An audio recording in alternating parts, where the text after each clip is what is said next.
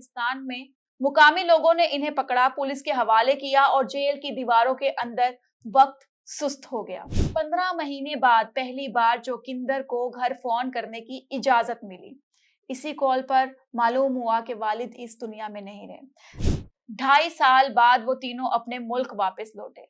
घर पहुंचकर बच्चे बाप की गोद में लिपट गए। ये कहानी हमें याद दिलाती है कि इंसान कभी खुद मुजरिम नहीं होता, बस हालात के तेज बहाव में बह जाता है। 2023 का मानसून कुछ आम बारिशों सा नहीं था। फिरोजपुर के गांव के आसमान से पानी का तूफान बरसा और दरियाए सतलुज इतनी तेज बह रहा था, लग रहा था कि सब कुछ अपनी राह में बहा ले जाएगा।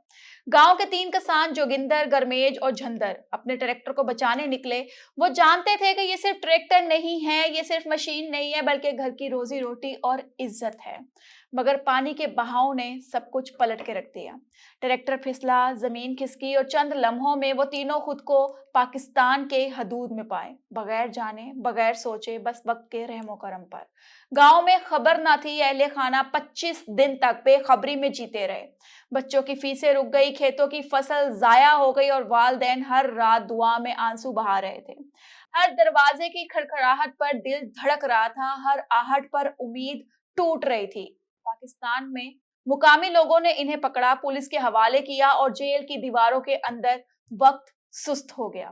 इब्तिदा में आंखों पर पट्टियां थी, सवालात थे, थोड़ा तशद्दुद था।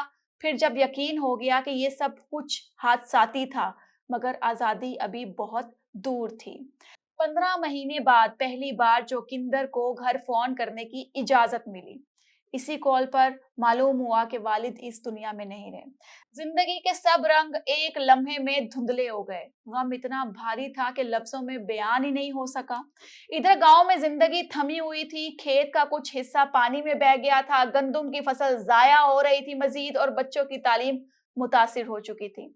बीवी हर रोज गुरुद्वारे, मंदिर और मस्जिद में दुआएं करती थी, उम्मीद एक ही छोटे से टुकड़े के लिए। फिर एक दिन अचानक खबर आई, आपको वापस भेजा जा रहा है। 2.5 साल बाद वो तीनों अपने मुल्क वापस लौटे। घर पहुंचकर बच्चे बाप की गोद में लिपट गए। माँ ने बार बार आंखों से चेहरा छुआ और सब ने अल्लाह का शुक्र अदा किया कि जिंदगी की ये लंबी जुदाई खत्म हो गई। ये कहानी हमें याद दिलाती है कि इंसान कभी खुद मुजरिम नहीं होता, बस हालात के तेज बहाव में बह जाता है। और सरहदें नक्शे की लकीर नहीं, बल्कि वो लम्हे हैं जब इंतजार और दुआ का सब्र आजमाया जाता है।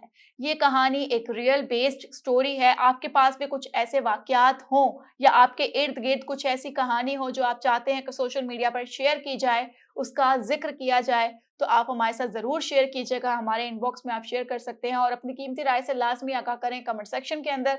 अपना ख्याल रखें, दुआओं में याद रखें। अल्लाह हाफिज।